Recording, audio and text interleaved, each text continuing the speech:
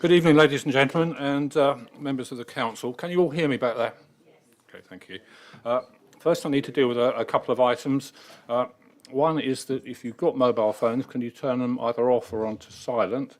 If you do need to make a phone call, please leave the room to do it so it doesn't disturb what's going on. Secondly, we've got no fire alarm programme for this evening, so if the fire alarm does go off, leave the building by the designated route and meet outside the Chinese restaurant. We have a count of numbers, so we know a number of people that are here.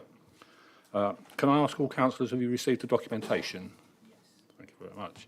The correct voting etiquette is to raise your hands for either approval, rejection, or for or against. And if I ask if there's no continuation on it and there's somebody abstaining, I'll ask for an abstention.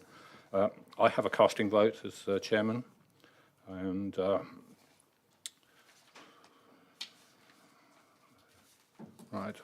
that's all the housekeeping items I have to deal with. I'm going to suspend standing orders for this current time so that we can take public participation. And the first speaker is Martin Hayward.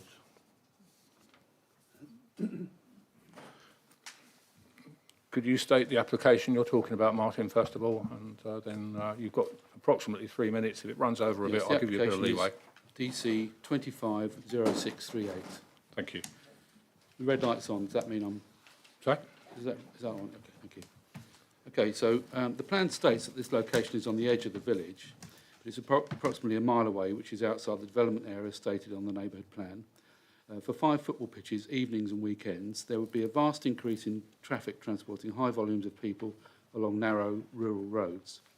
No public transport is available. The roads are not suitable for large vehicles, minibuses and especially coaches. The nearby bridge has a weight limit. Many vehicles will arrive and depart from the far and wide along narrow, windy roads with a national speed limit. I will ask the Parish Council to arrange a Highways Authority visit. Pedestrian access by road is not an option. The bridleway from the village is not safe for unaccompanied children and stops 200 to 300 yards from the proposed entrance along the narrow lane. The permeable car park of 55 spaces is insufficient for the amount of vehicles that would require parking. They imagine parents will drop their children off and return later. This only doubles the amount of traffic. One of the proposed drop-off points is on the outer edge, meaning children would have to cross the busy car park. Overflow would undoubtedly park along Milepost Road, causing difficulties with visibility, emergency vehicles, residents, participants and other road users. Noise from cars, people, football whistles, etc. would have a negative impact on the local residents' amenity and the tranquility of the area. Flood lighting is not mentioned, but being a winter sport, evening use would require lighting. This wouldn't cover the toilet area, the entrance, the car park, and it would need generators creating noise, cause light pollution and have an effect on wildlife. No mention of water supply for washing or watering pitches, etc. Changing and washing facilities for children would seem to be a basic requirement. Compostable toilets and limited facilities highlight just how weak this plan currently is. Storage of maintenance equipment, cleaning chemicals, etc. would be required. Apparently the location is close to the main home of Southwater Sports, but it is a mile away, sort of close. According to the club website, there are over 230 children playing at all levels. If such a facility is necessary, why are the existing facilities in Southwater being used by Crawley? The mention of other clubs being welcomed would only serve to create an even greater disturbance. From the club statement, it says plans have been designed to be sustainable, and I believe it fails dramatically on that count. There would be a minimum impact on the surrounding area, and I'd like to know whose view that was in, and to achieve a biodiversity net gain. Now, a new entrance would involve the removal of mature trees and hedges, uncut grass, which currently supports 30% more wildlife than grass being proposed, and produces hay, which harbours wildlife. So how can 5 cut and chemically treated football pitches, a car park, and such reliability on vehicles and loss of natural habitat possibly result in a biodiversity net gain? The planting of a few saplings or shrubs doesn't mitigate this. I would like to see that calculation. We understand the football club want a place to stay, but this is not it. There's no consideration for the local community, the countryside, nature, wildlife and the environment. So I'm asking why this quiet rural community should have such a large intrusive facility thrust upon it. It's totally out of character. incongruous with the surrounding countryside and habitat, and not appropriate for this location. So I strongly object. Thank you for that, Martin. Unfortunately, we've got you out of sequence because I had the first one being application 606, which was the swimming pool. Is Sue Limphney here? So you're speaking on the swimming pool or on? Yeah, okay. Thank you, Marty, but if I could... She's speaking on the swimming pool as well. You're speaking on the swimming pool? Well, right, okay. Yeah, please, thank you. I didn't realise you were speaking on two. I've only got you down for one. But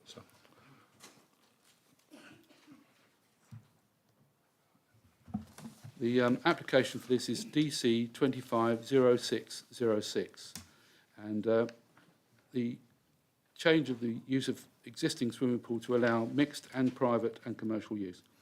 The position of the property is on a narrow road, no street lights, blind bend with an adverse camber on the brow of a hill. It's already hazardous for pedestrians, cyclists and horse riders and dog walkers. This would increase the amount of traffic. The 40-mile-an-hour limit is frequently exceeded and not enforced. It's a problem for even residents. It would be worse with additional traffic and for entry and exit at this property. Parking on the north side of the property is not suitable. Space is limited, turning is restricted and is immediately next to the gardens of neighbouring properties. It is unacceptable for them to have the noise, disturbance of engines, vehicle doors shutting, exhaust fumes, and people inevitably creating noise. Their privacy, peace and use of their gardens would be subjected to a constant stream of vehicles and people, especially on warmer days when doors and windows are open. The noise management plan doesn't cover the noise made externally.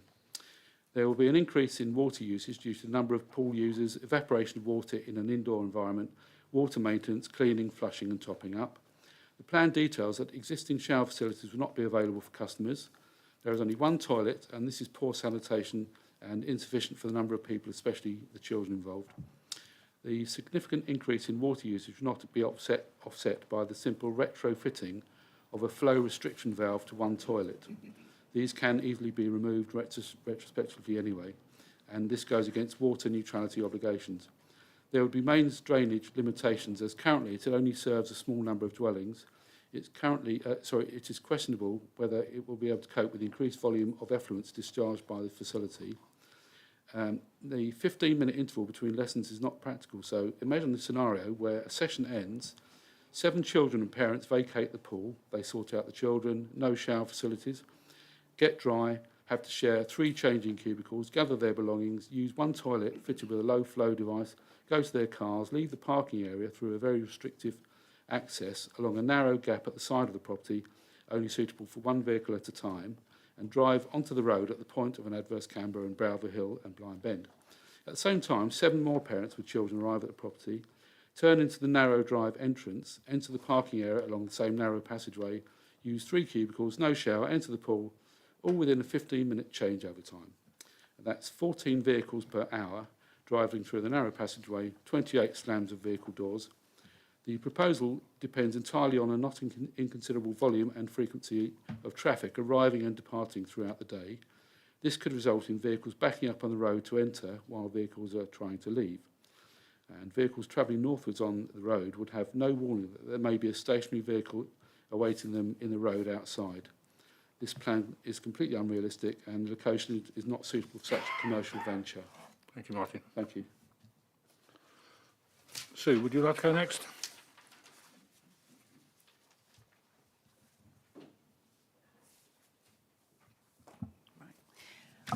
We've objected to the plan to change the pool at Rowan to include commercial use due to loss of privacy, water neutrality, noise, and most importantly, pollution from car exhaust.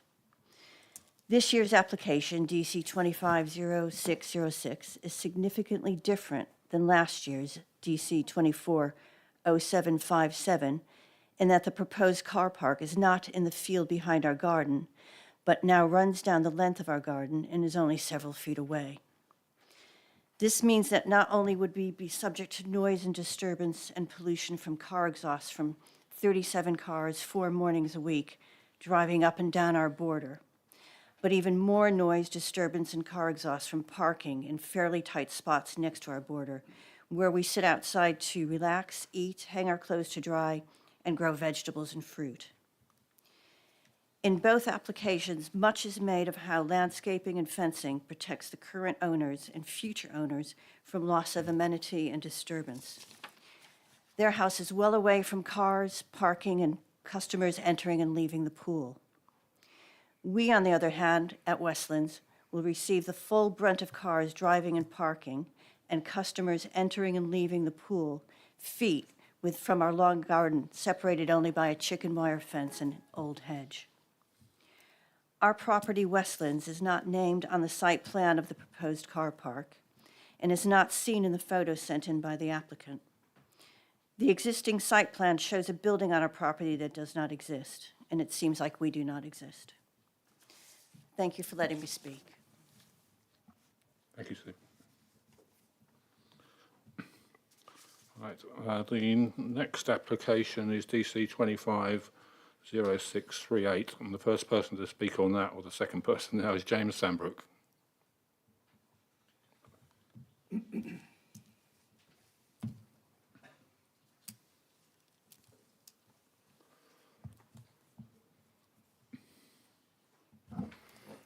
Hello, I'm James Sambrook. I'm the chairman of Southwater Football Club.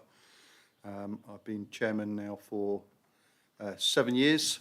Southwater Football Club has been in the village since 1958, so it's now officially an OAP.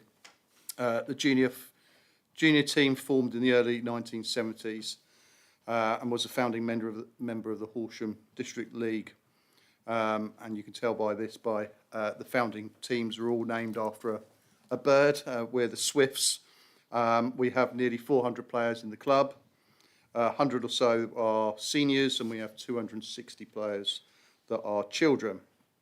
Southwater Football Club have always played in various places in the village. As the village expanded, we've moved. But in 1985, we were given a plot of land by a founding junior committee member, and we finally had a home that we could use. Unfortunately, when the landowner died, the sons inherited the land, but they decided to sell it via an auction, and subsequently was bought by the current landowner. After 40 years at these pitches, in April 2025, the lease was terminated, and we were forced off the land by the landowner and have lost all junior pitches. We all knew, and the parish we've also involved, knew this day was potentially going to happen, and we spent the last 6 years-ish searching for a way either to buy the land or to find a new home. The landowner was willing to sell the land, but at 3 or 4 times what it was worth. So not only too expensive, we were unable to borrow against an asset that wasn't worth the loan. The FA, we've looked at grants, but they don't allow us to get grants for buying an asset, only to develop or upkeep. The amount of land that we need to replace the junior pitches is not available within the village. So to ensure that we can play within the parish and retain the tradition of being a village club, playing in the village area, the only option was to look at the outskirts. Without the funding to buy and the only option to look at land lease, the only land area big enough to fit the juniors was farmland on the outskirts. So the need for changing use of planning was needed. After speaking to the Fletcher Trust about fields that they could offer us, they gave us 2 options for leasing. The one that we've got the planning in for on a 50-year lease, and the one literally opposite on the road for 25 years. As it stands, we have no other option available to us. Usage would be Monday to Thursdays, currently 5 till 8:30, light depending. As it stands, the planning, we don't have currently floodlights at our current or our old junior pitches, so we don't intend, as it states on the planning, to have floodlights there. We use them during the summer and spring, and then we do winter training where we use Cross Hostel, Town Bridge, and any other place that's got hard surface that we can train on. Match days is Saturdays. The league dictate 9:30 and 11:15 kickoffs, and generally we're done by 1 p.m. on a Saturday. The hope is that if the planning goes ahead for the pitches, we'd be able to have access on a Sunday and be able to finally do girls' football, but again, finish by 1 o'clock, 2 o'clock. I will leave you with a final thought about why football and why the need. The 2021 census stated that there was just over 11,000 people in the parish, of which 27% of those were children aged between 0 and 17 years old. Southwater has the equivalent of just under 9% of the village children playing for the club, and that would be a similar number for the Royals Football Club. This means a combined equivalent of 18% of the village play football, which includes the kids in that number of who are under 4. Currently, there are only 2 small pitches at the Gill available for both clubs, hence the reason for looking for other pitches. Thank you for your time. Thank you, James. The next speaker is Judith Nesbitt.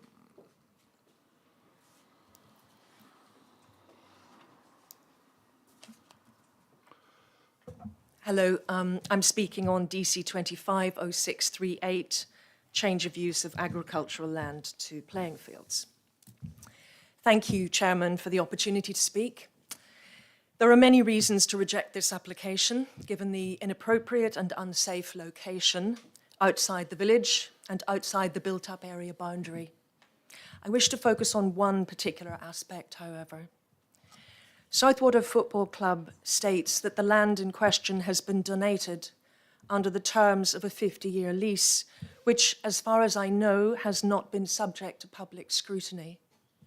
Since it's in the public interest to understand the terms of a lease for a public facility, I would like to know, has the Planning Committee seen this lease? Southwater Football Club points to the generosity of the landowner in donating the land in question. However, the absentee landowner has an obvious financial interest, having previously sold land and sold the option for the development of land in Southwater. As we all know, change of land use can result in multi-million-pound payouts for landowners. The public interest lies in upholding Southwater's built-up area boundary, and this land lies outside of it. I am concerned that change of use, if granted, will favourably influence future planning decisions about land between Southwater and 2 Mile Ash, and indeed the long-term use of the land in question.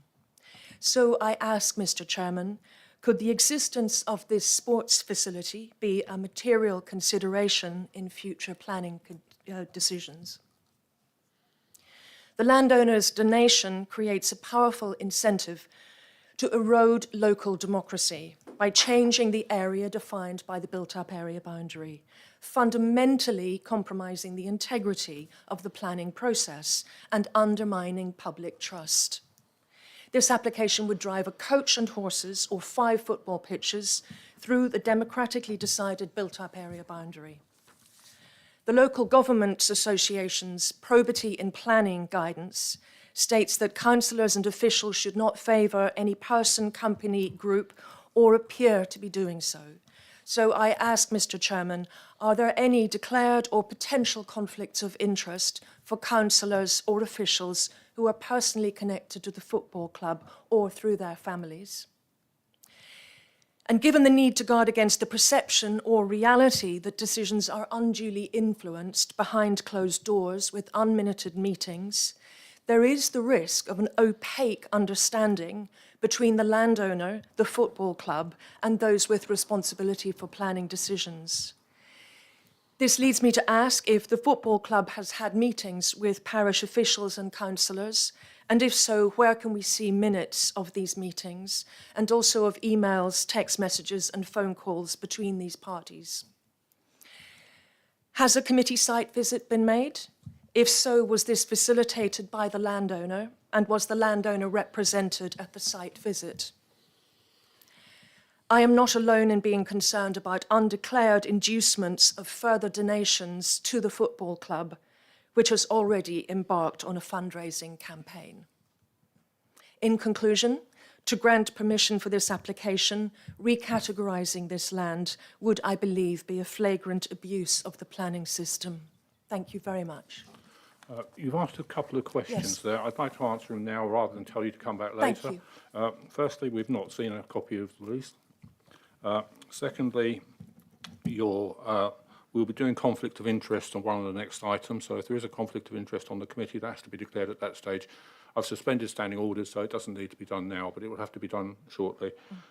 Material considerations regarding would it set a precedent being outside the boundary of South Water? Anything can go outside the boundary of South Water technically on the basis of whether it would be a benefit or whether the benefit would be in the public interest and outweigh the needs. But obviously that is a situation that can happen at other times. I need to go into a lot more detail and we haven't got enough time to do that, but there is a situation that allows land outside the boundary to be developed, but it's a very difficult one to actually deal with. And that would be a material consideration. That would be a material consideration, yeah. The Parish Council did hold a pre-application advice with the football club this morning at 11 o'clock. There were some meeting minutes taken, but they're not written yet. And there was a sort of general frank discussion on what the football club wanted. To my knowledge, there has not been, but I will get it checked, any conversations between the Parish Council and the football club, but the football club was represented at the annual parish meeting and did declare that their intention was to actually put, renew these pitches. That was, to be honest, the first I'd heard about it, and that wasn't that long ago. So I will get the executive officer and the deputy executive officer to check the emails to see whether anything has been done on that. And Chairman, sorry, could I just check, will minutes of the 11 o'clock meeting this morning be available for public scrutiny? Right, no, Thank you. no, it wasn't a confidential meeting. It's one we just call people in generally when something needs to be discussed, because obviously we had this meeting this evening. We hadn't seen any plans of it. We just heard various rumours, and I don't like to hold meetings on rumours alone. So it was, but the minutes will be available in the next few days. Thank you. And if you contact the executive officer, I'm sure we'll be able to release those. Those.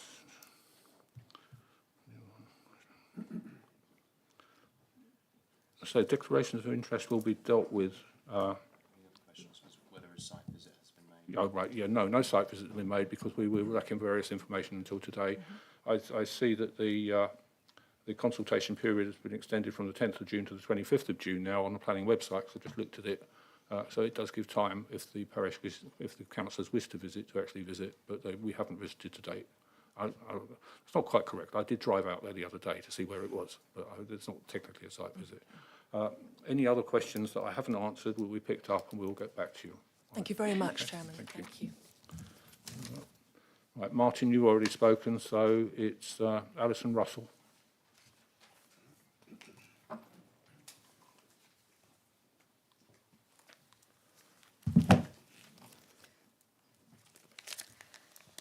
Good evening, everybody, and thank you, Chairman, for allowing me this opportunity to speak.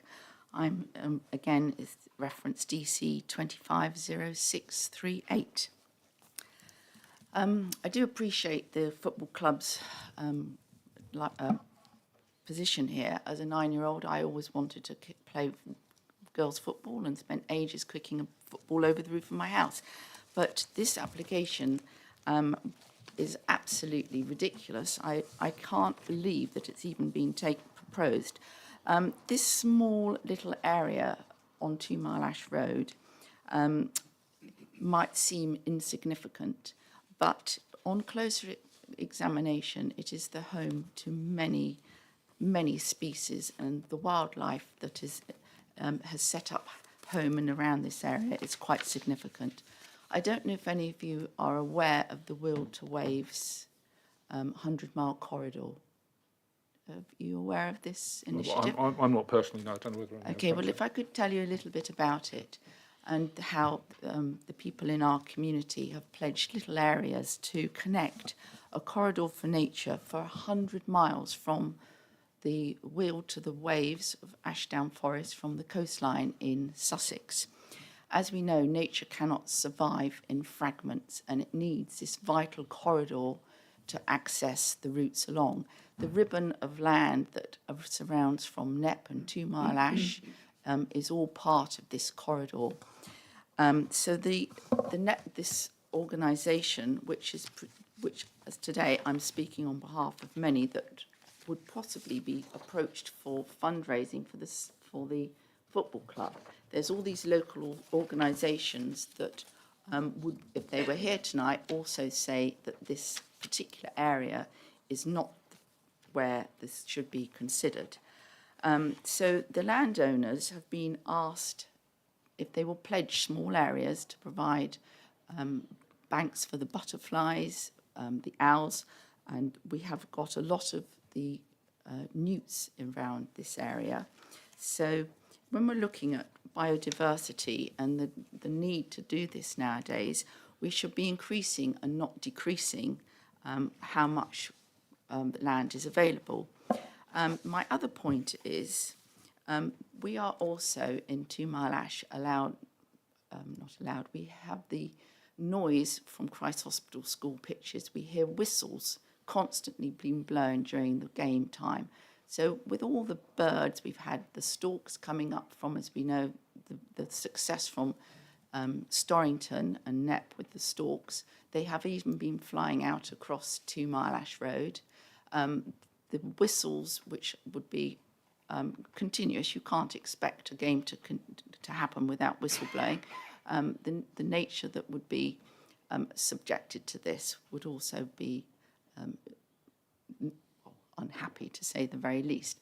We also have a lot of owls, badgers, water voles, but mainly the newts, which are in the pond across the road from that. Their habitat and their food supply would be compromised. So as we are custodians at this time, our generation, and West Sussex, or Sussex as a whole, has the least amount of area in the country that is allowed for wildlife. I think we need to look elsewhere and perhaps consider the damage for the future if this was to go ahead. Thank you very much. Can I ask you one question? The corridor you're talking about, could you send details of that to our executive Yes, officer? of course, I have some Because details. we're just in the process of renewing or revising Yes. the neighbourhood plan, and there's nothing in Yes. there about that. Okay, I will It'd be certainly. interesting to see. Thank you very much for your time. Next one is David Peters.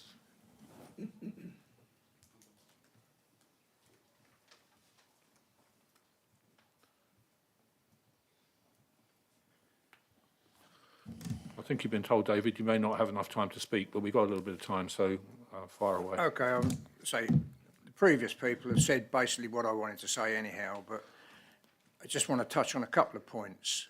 There is a pond on that piece of land which we know contains crested newts. The habitat in the barn is bats. I believe, I haven't had it confirmed, I believe that the farmer has been given notice to quit the barn there. The noise from Christ Hospital, which is about 1 kilometre away, is quite loud when we're out in the garden. If it's going to be 0.2 of a kilometre up the road, it's going to be extremely noisy. The gentleman from the football club has already said there's over 400 kids in this area that want to play football. I've been associated with this area since 1968. I've lived away across the world, but I'm back here now and I want to retire here into quite a nice area, which is what I work for. I do not want to see that area trashed because the figures don't stack up. The parking, the people that's going to be there, they're just not right. You know, if somebody had come to us with the right figures and said we're going to have 200 cars a weekend there, it would have been different, not 50 cars. Let's say I could ramble on. I don't feel that I can do any more than what these nice people have already said. But I will say, my final quote is I've had dealings with Fletcher Trust. My friend Barry Charman of Great House Farm was stitched up like a kipper by them. I don't have a lot of faith in them. They might have given the football club a 50-year lease, but that can be broken. Thank you for listening. Okay, thank you very much, David. Right, there's no other speakers, or is there anybody? I mean, I've got a little bit of time. Does anybody else want to say anything else? Okay. Right, okay, I'm reinstating standing orders. So we now go on to the agenda. We will come to the planning items. It won't be long down the road because we haven't got a lot to actually deal with, hopefully in the next half hour. All right, item 2, apologies for absence. Apologies received from Councillor Lewis, Everard, and Stannard. Okay. Item 3, declarations of interest. Since this was brought up, is there any councillor here that needs to declare an interest that they've got a child or anyone playing for the football club or got any association with members of the football club? If you are, please declare it now. Okay, there's no declarations of interest. Item 4 is appointment of a vice chairman. Can I hand that over to you? There is currently one nomination put forward, which is for Councillor Villis. Okay, what do we have to do? Do we have to propose and second, or can I? Whether I would prefer it if you. Okay, can I have a proposer for Councillor Villis, seconder? So that's Councillor Moore, Councillor seconded? Pearce. Councillor Pearce. And then a vote. Okay, anyone in favour? So 1, 2, 3, 4, 5. Yeah. In favour. Any abstentions? Against? Okay, so welcome back as Vice Chairman. Item 5, meeting minutes. To consider and approve the meeting minutes of the committee held on the 7th of May 2025. I wasn't present at that meeting, so somebody will need to propose and second it. Councillor Villis, seconder. Councillor Haddon.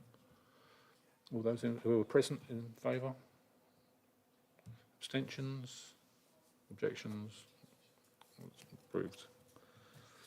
Item 2 of 5, matters arising from the Planning Committee meeting dated the 7th of May. I said I wasn't present at that, so I'm going to rely on any items that you wish to raise them now. If not, we'll go on to Chairman's report. Okay. Item 6, Chairman's report. I haven't got anything to report at this meeting, but I understand Councillor Moore attended the planning inquiry regarding the Horsham Football Club. Yes, thank you, Mr. Chairman. I attended the first day of the inquiry to give our submission to the inspector, which is for him to reject the application, the appeal, on the grounds of the main part is that it is in breach of the Southwater Neighbourhood Plan in a number of issues. This is the start of possibly an 8-day hearing, but the inspector was confident it would take less than that. The inspector was having a site visit today because it was important to gauge the impact on the environment. One thing that that came across quite clearly is how land is defined, and that land doesn't have a category of a valued landscape. And Horsham District Council were holding that as an important part of their reason for appeal. And it goes as a reminder of how critical it is to categorise land, because that can then have an effect further down the line when you get these sorts of appeals coming in. So we're now going to have to wait for the inspector to make a decision, and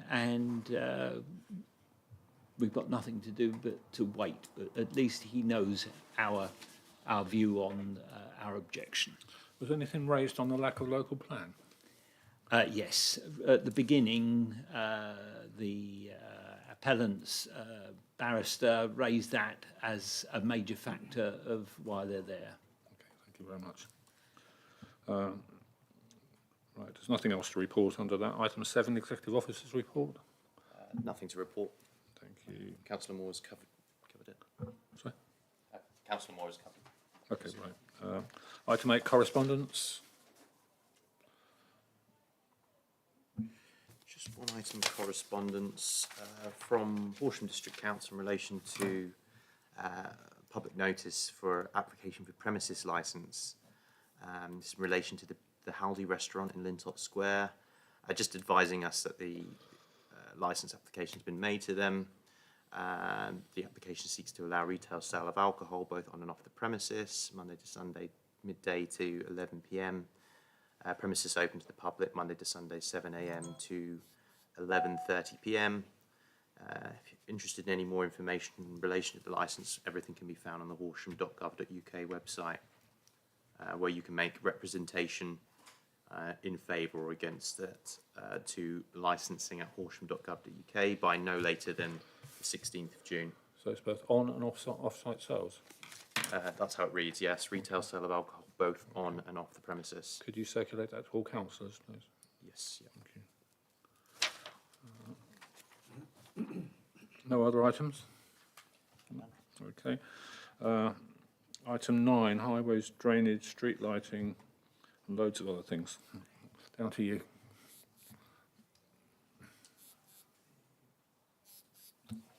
Just sort of an update following on from previous meetings. Just in relation to the 40 mile an hour to 30 mile an hour speed limit change on Worthing Road. So just to note that, following on from the Planning Committee of 1st of November 2023, where the Planning Committee resolved to support speed limit change from 40 to 30 mile per hour. We're just awaiting for further information updates from West Sussex still. We have contacted the County Councillor for an update and we're awaiting one, but the reason I bring it up, after I did raise it at the last meeting, with Churchill, the new development that is situated on Worthing Road opposite the bus stop, our community engagement officer has been liaising with them, and it's an issue that they've also raised. I think whilst it is 30 there, it's the speed at which cars are coming into that area, a greater speed. And ironically, the Churchill development have actually contacted us today about how can they get a safer crossing in for residents, which was a condition we as a council had stipulated in our objections to the application development, which we were broadly supportive of, but that was a major issue. I know one of the district councillors who represents Southwater was also spoke out about that. So I will be in touch with County Councillor Nigel Jupp to understand how West Sussex will deal with this. I'm not sure where in the organisation the representative we spoke to at Churchill is, but it seems that there is a willingness to actually work with the County Council to help fund a safer crossing. I believe it might be impacting their sales. So. Mr. Chairman, just to note, when this application came to council, we raised our concerns about the lack of safe passage across that road, and we were told that we were being, I think it wasn't necessary, and what was there was sufficient. And it's very frustrating as to when we've raised a concern, a legitimate concern, that it is only now that they've realised that there is a need for a crossing. Well, you know, it's not the first time that's happened, Councillor Moore. So. Okay. Item 10, neighbourhood plan update. No new updates from the last meeting, to be honest. Okay, We're still waiting on movement from the district council. I don't believe we'll get any further update from them until they've decided what they're doing with their local plan and the information they've had from the inspector. What I would say is that I have been invited to attend a neighbourhood planning workshop that's being held by the district council. From memory, it's 21st of June, is it? Yeah. So after I've attended that, I'll provide updates at the next planning committee meeting. Yeah, I'm actually attending the same one. And on the evening at 6 o'clock, we've got a Horsham Association of Local Councils meeting here, where Jane Eads is going to be here, the Chief Executive Officer of Horsham District Council, who's going to make some comments regarding the neighbourhood plan as well. So that should move it on a bit, hopefully move it on a bit quicker. Item 11, the parish design statement. No further updates. Just to add that the next working group meeting, I'll look to schedule following the July planning committee meeting. And the community engagement officer has been busy working away at getting new photos to update all the ones in the existing. Okay. And I have done some work on going through the document, but I need more time just due to workload and the number of freedom of information requests we've been getting. It's been quite troublesome on the office Okay. resource. Since we have residents here, we do have a parish design statement which was produced in 2011 and approved by Horsham District Council, which we're just in the process of reviewing now and bringing it up to date. Because obviously over the last 14 years, Southwater has changed out of all proportions of what there was originally in 2011 to try and re-establish or reset the boundaries boundaries of the village, but boundaries in which the planning department can actually move. So that's going to be underway in this next year. And a complete new design statement will be coming out for the public to take a look at, hopefully within the next 12 months. And there will be sort of statements in there about the way we see the parish moving forward and the type of design and quality of buildings that we would want to see within the parish. But that will be a consultation format as well, which hopefully people will respond to. I just want to note on that. We have been in touch with the Southwater History Group following the annual parish meeting, and they've expressed a willingness. We've been in contact with one of the representatives who seems keen to get involved to help in the review of the design statement. Okay.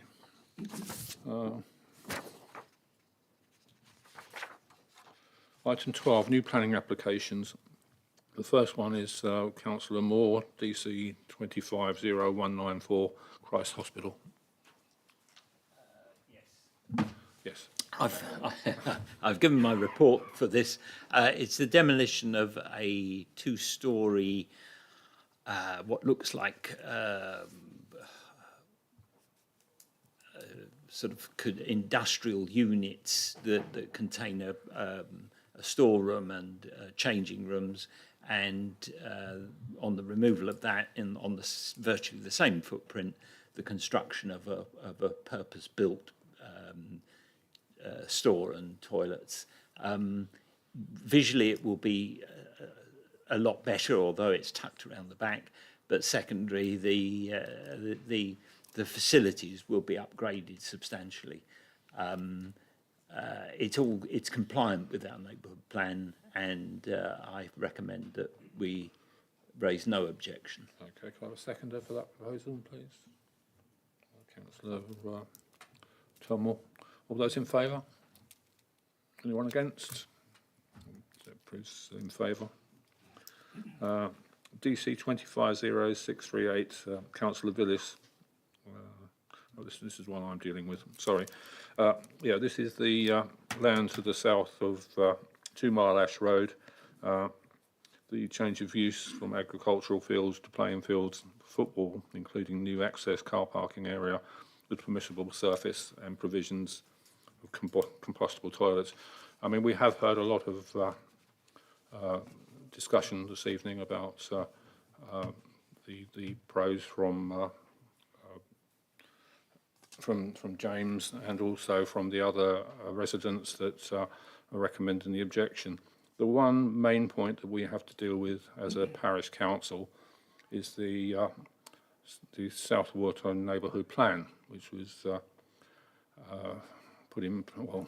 commenced in about 2015 when I joined the council here, and took quite a number of years to actually deal with the requirements. This plan went out to all the residents of Southwater and was approved with 85% approval of the people that returned the documentation. So we have a neighbourhood plan in place, and we also have a South Water Landscape Sensitivity and Capacity Study, which was part of the neighbourhood plan. In both these situations, the land that is in the planning application is a situation where the landscape and local value, landscape and sensitivity capacity study place this land as low value with no capacity to take development, and proposed development would induce an urbanisation form to the area which is not acceptable. This is a main part of the South Water Neighbourhood Plan.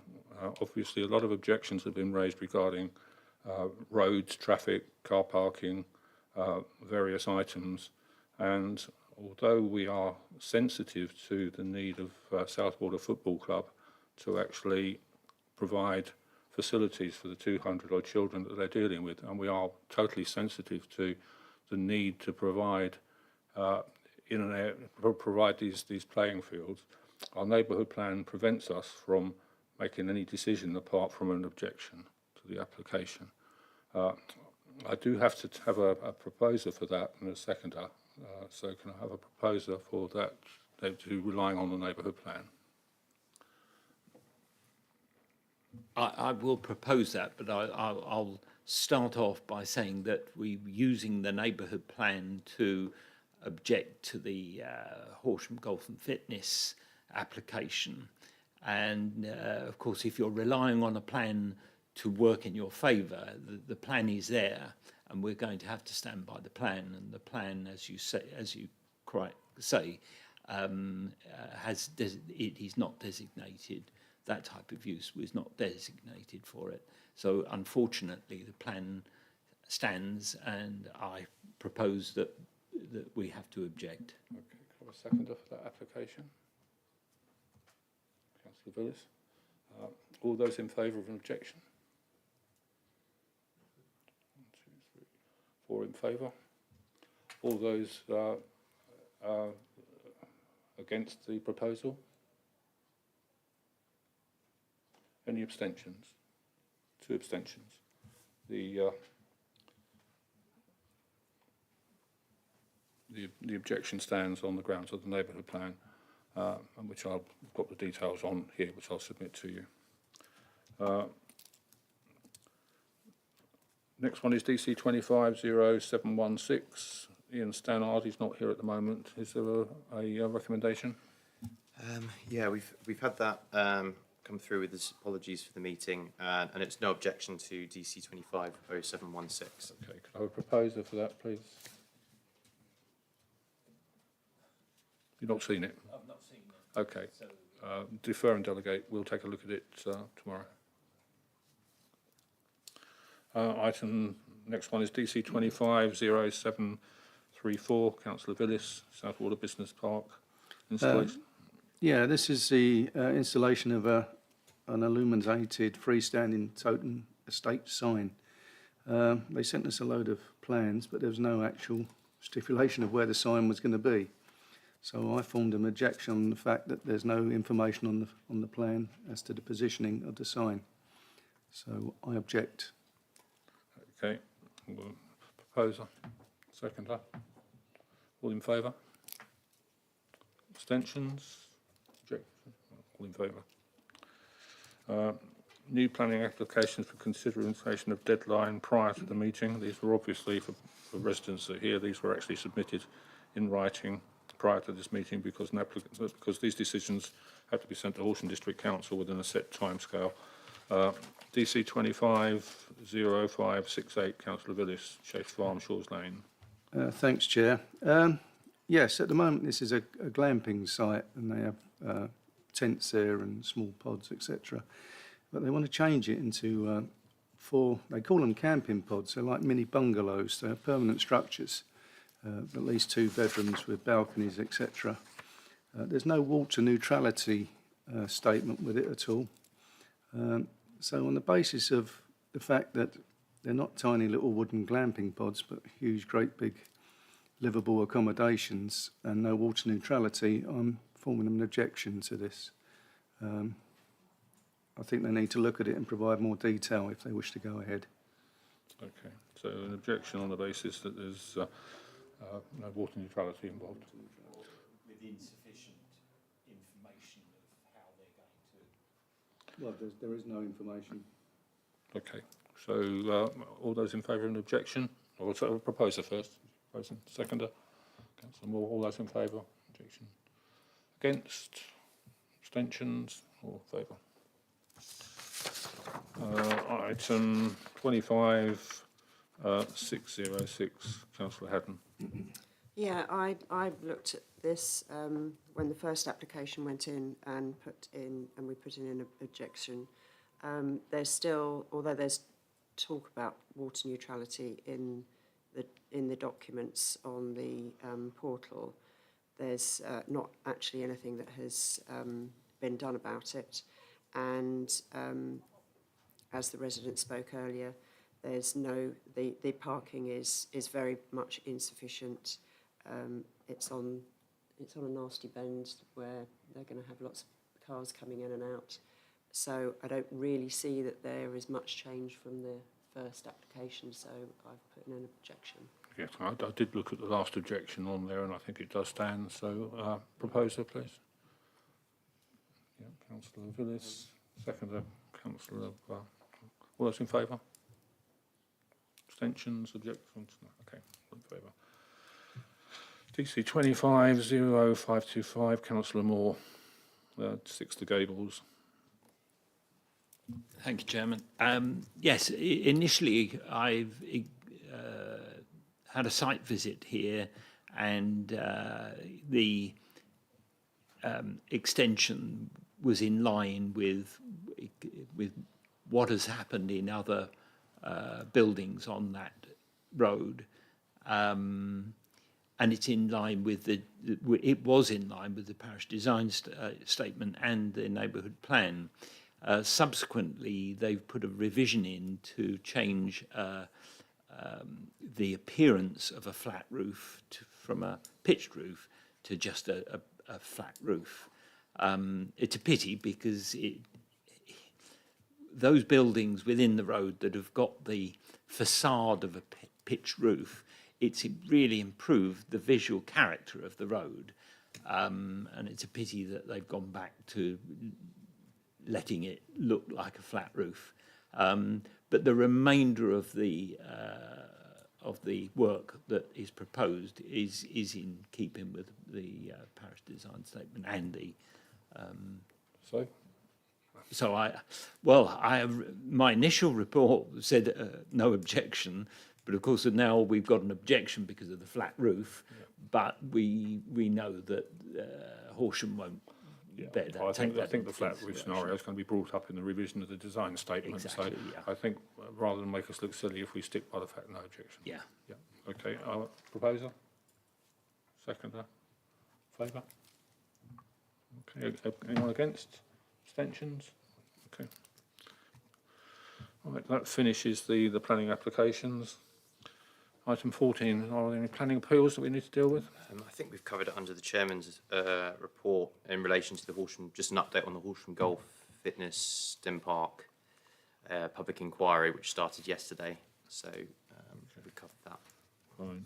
Item 15, District Council's decisions. These have been submitted to all councillors and they sort of reflect what Horsham District Council is either approving or refusing. And when you take a look at what we're proposing, they are not really in compliance in quite a few instances. I have got a meeting arranged with the Chief Planning Officer at Horsham District Council to rediscuss these items and to make sure that they're compliant with the neighbourhood plan, because Horsham District Council doesn't have a local plan. We have a neighbourhood plan which is giving them 5-year protection to a great extent on a lot of the applications. So if we're giving that protection, I hope that they will be a little bit more sympathetic to what we're proposing. So I'll let you know the outcome of that at the next meeting. But I expect it to be raised on the 21st of June as well here. So I think, obviously, you're one of the representatives, Councillor Moore. Presumably I can count on you turning up. Yeah, okay, that's a positive. Item 16, planning compliance. No notable compliance or alleged breach updates to provide under this item. Right, okay. Item 17, town and village green policy. This is a policy that is required by the parish council due to the recent addition of a village green within Southwater. We didn't have any policies to actually deal with a village green, and it is quite a technical piece of work to put this policy together. So what I'm suggesting is that the executive officer brings a draft of the village green proposal to us for the September meeting, with the recommendation that if we approve it at the September meeting, it will go to full council for approval. This is not a short item of work. There's very few green policies or village green policies within the country that you can actually adapt and adopt as a council. So it's going to have to be a written policy from start, and it's quite a technical piece of work. So I don't propose that we put our executive officer in an onerous position of trying to do it before September. Are you all in favour of that? Yeah. Okay, thank you. Date of the next meeting is the 2nd of July 2025, which I will be at that meeting. Can I thank the residents of Southwater for turning up for this meeting? Thank you very much for your input. Obviously, you've seen the what we're proposing for all the planning applications, and obviously we'll see what happens when it needs to go to committee in the future. Obviously, if we can be of any help or assistance, please contact our executive officer in the meantime. Thank you. Meeting in time 6:15.